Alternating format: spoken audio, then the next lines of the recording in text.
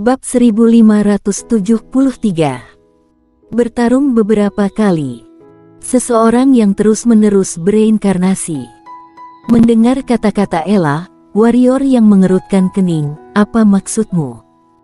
Ella menggelengkan kepalanya sedikit, "Kamu akan tahu nanti."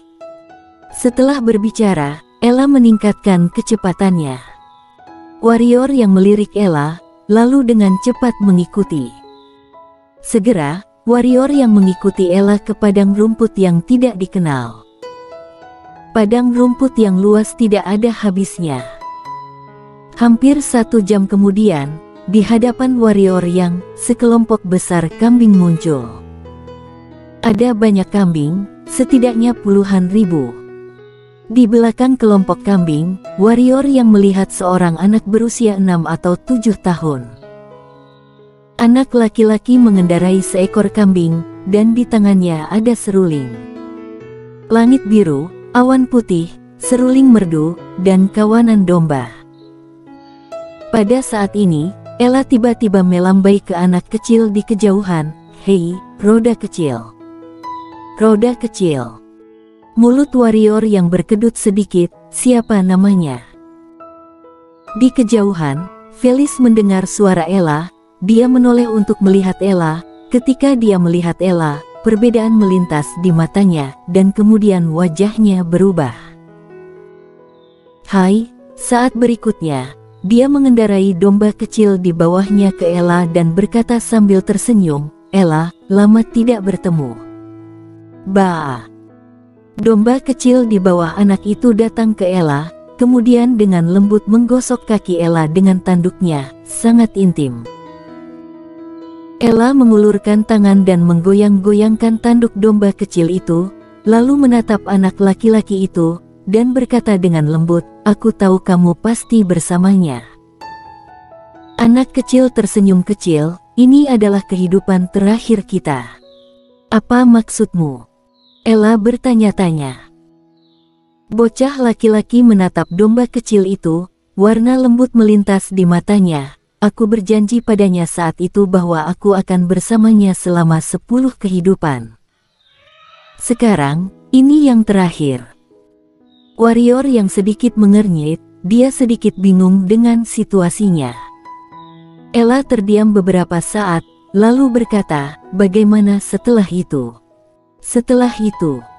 Bocah laki-laki tersenyum kecil, "Apakah kamu tahu seperti apa kehidupan selanjutnya?" Mendengar ini, Ella memandang kambing itu dan terdiam lama sebelum berkata, "Sebuah batu."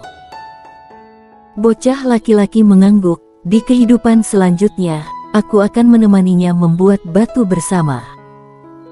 Kali ini, kami berdua tidak akan bangun." Ella terdiam. Warrior yang penuh dengan keraguan. Pada saat ini, anak laki-laki tiba-tiba memandang warrior yang dan melirik warrior yang, ekspresi terkejut melintas di matanya. "Aku tidak menyangka bahwa setelah si pengembara, muncul lagi seorang jenius ilmu pedang di benua Tian." Warrior yang memandang Felis, senior tahu si pengembara. Anak kecil itu tersenyum kecil, "Kami pernah bertarung beberapa kali." Ekspresi warrior yang membeku, "Pernah beberapa kali bertarung dengan si pengembara. Akankah orang yang ditemukan oleh si pengembara menjadi orang yang sederhana? Siapa orang yang ada di hadapannya ini?" Pada saat ini, bocah lelaki memandang Ella. "Ella, kamu datang kepadaku kali ini, pasti ada yang salah." Ella mengangguk dan berkata, "Ada kekuatan yang akan menggertakku." "Istana alam baka, kan?" tanya Felis. Ella mengangguk. Anak laki-laki sedikit mengangguk, "Oke, aku akan ke sana." "Makasih ya." Ella tertawa. Bocah laki-laki menggelengkan kepalanya sedikit, kemudian berkata, "Akulah yang harus mengucapkan terima kasih. Selama bertahun-tahun, aku selalu ingin membalas kebaikan dan bantuanmu, tapi sayangnya, aku tidak punya kesempatan. Sekarang aku di penghujung hidupku. Pada akhirnya, bisa membantumu sekali, bagiku, ini adalah hadiah dari Tuhan untukku. Kamu mengerti, sebab dan akibat sudah berakhir. Ella menggosok tanduk domba kecil itu dengan ringan, lalu berkata, di dunia tidak akan ada aturan dan ketertiban. Namun, tidak mungkin tanpa kasih sayang. Hukum tidak lain adalah kasih sayang manusia. Selain itu, terhadap masalah kalian, aku hanya berusaha semampuku saja. Bocah laki-laki tersenyum kecil, ini adalah berkah dari dunia ini untuk memilikimu di dunia ini. Ella terkikik, aku tidak akan mengganggu kalian berdua lagi, aku harus pergi ke tempat lain, sampai jumpa lagi. Oke. Bocah lelaki itu mengangguk, aku akan ke sana tepat waktu. Ella mengangguk, lalu berbalik dan pergi bersama warrior Yang. Bocah laki-laki menatap punggung warrior Yang untuk waktu yang lama, dan kemudian berkata dengan lembut, bencana. Berkah. Setelah waktu yang lama, dia menggelengkan kepalanya, lalu mengendarai domba kecil itu dan berbalik. Dalam perjalanan. Siapa dia? Warrior yang bertanya. Ella berkata dengan lembut, seseorang yang sering bereinkarnasi juga merupakan orang yang sangat kuat. Orang yang sering bereinkarnasi. Warrior yang berkata, mengapa sering bereinkarnasi? Apakah karena ingin berlari ke alam di atas alam reinkarnasi? Ella menggelengkan kepalanya, dia sudah melampaui alam reinkarnasi master. Warrior yang sedikit menyipitkan matanya, maksudmu, dia adalah master di atas alam reinkarnasi. Ella berkata, aku tidak bisa mengatakan itu. Dia masih cermin reinkarnasi, tetapi dia bisa melampaui alam reinkarnasi kapanpun dia mau. Harus dikatakan panjang, dahulu kala, dia dapat melampaui cermin reinkarnasi. Lalu mengapa dia sering bereinkarnasi? Warrior yang bertanya. Ella berkata, reinkarnasi, ada dua makna. Satu adalah bahwa seseorang ingin berlari ke alam reinkarnasi dan kemudian membiarkan kesadaran ilahinya masuk ke dalam reinkarnasi. Yang kedua adalah reinkarnasi, yaitu kehidupan berikutnya. Di dunia ini, setelah seseorang meninggal, ada kehidupan berikutnya, tentu saja, asalkan rohnya tidak hancur. Berbicara tentang ini, dia berbalik untuk melihat warrior Yang, apakah kamu tahu mengapa dia terus bereinkarnasi? Kenapa? Warrior Yang bertanya. Ella berkata, jalan surga, lihat domba kecil itu. Itu istrinya. Mendengar ini, warrior Yang tertegun sejenak, kemudian berkata dengan heran, apakah kamu bercanda? Ella menggelengkan kepalanya, dulu, dia memiliki wanita tercinta, yaitu istrinya. Namun, istrinya tidak seberbakat dia, tidak pernah bisa menembus alam yin dan yang dan mencapai reinkarnasi. Pada akhirnya, umurnya habis dan dia bereinkarnasi. Dan dia, ketika istrinya memasuki reinkarnasi, memutuskan untuk melepaskan kultivasinya dan menemani istrinya memasuki reinkarnasi. Warrior yang terdiam untuk waktu yang lama, kemudian berkata, apakah ini baik-baik saja? Ella menggelengkan kepalanya, meskipun dia sangat berbakat, dia masih tidak bisa melakukan hal semacam ini, karena dia tidak tahu di mana istrinya akan muncul setelah reinkarnasi, apakah itu manusia atau iblis, atau yang lainnya. Jadi, akhirnya ada yang membantu. Orang itu, sepertinya aku. Warrior Yang. Ella menambahkan, dia kuat dan setelah reinkarnasi, ingatannya dapat dipertahankan. Namun, istrinya tidak bisa. Namun, baginya, selama dia bisa menemani istrinya, yang lain bukanlah apa-apa. Warrior yang terdiam untuk waktu yang lama, kemudian berkata, baru saja dia mengatakan kehidupan selanjutnya. Ella mengangguk, di kehidupan selanjutnya, istrinya adalah batu. Batu. Warrior yang mengerutkan kening, bukankah itu manusia?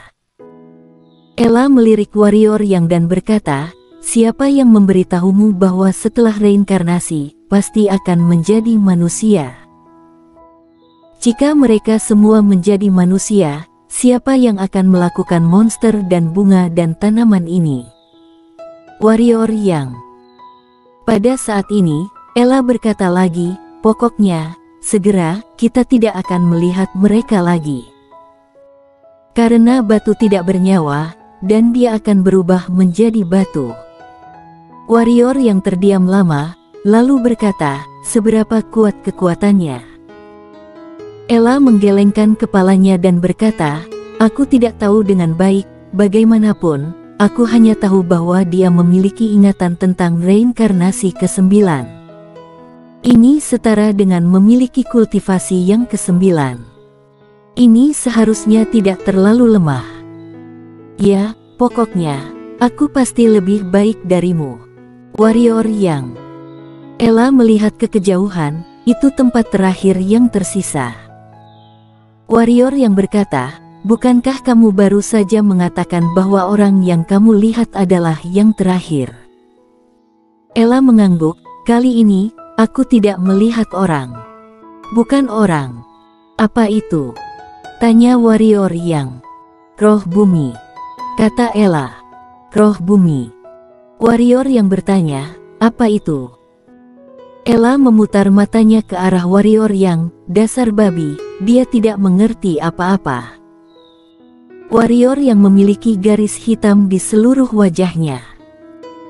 Ella menjelaskan, yang disebut roh bumi adalah roh bumi benua Tian dan itu juga bisa dianggap sebagai semacam raja spiritual.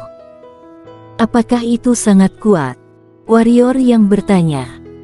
Ella melirik warrior yang, ngomong-ngomong, dia lebih baik darimu. Wajah warrior yang menjadi gelap, tidak bisakah kamu membandingkanku denganku? Apakah tidak apa-apa bagimu untuk mengalahkanku seperti ini? Ella terkikik, aku tidak akan memukulmu, ayo pergi. Setelah berbicara, dia mempercepat langkah. Di tempat, warrior yang terdiam untuk waktu yang lama, lalu menggelengkan kepalanya dengan senyum masam. Sebelumnya, dia merasa bahwa selain orang-orang dari Istana Alam Baka, tidak ada seorang pun di sistem Tianxuan ini yang bisa mengalahkannya. Namun, fakta memberitahunya bahwa di benua Tian ini, ada banyak orang yang lebih kuat darinya. Harimau berjongkok, naga tersembunyi. Sebenarnya biasa saja. Lagi pula, tidak semua master berprofil tinggi. Beberapa master sangat kuat dalam kekuatan, tetapi mereka sangat rendah hati. Sama seperti anak kecil yang baru saja menunggangi domba itu.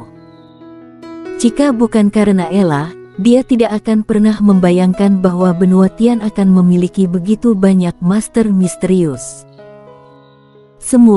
Seseorang tidak bisa berpuas diri setiap saat. Segera, warrior yang mengikuti Ella ke bawah tanah. Kali ini, warrior yang tidak menemukan magma, tidak hanya itu, dia merasakan energi yang samar. Kekuatan bumi. Setelah 3 jam, Ella berhenti. Warrior yang memandang Ella dengan bingung, apa?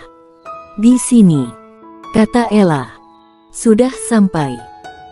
Warrior yang tertegun, lalu melihat sekeliling, tidak ada apa-apa di sekitarnya. Pada saat ini, Ella tiba-tiba berkata, lumpur kecil, seseorang akan menggertakku, bagaimana menurutmu? Suara Ella jatuh, tiba-tiba ada garis-garis energi di sekitarnya, dan energi ini menyapu ke arah warrior yang seperti badai. Dalam sekejap, warrior yang merasa tubuhnya akan terkoyak. Bersambung.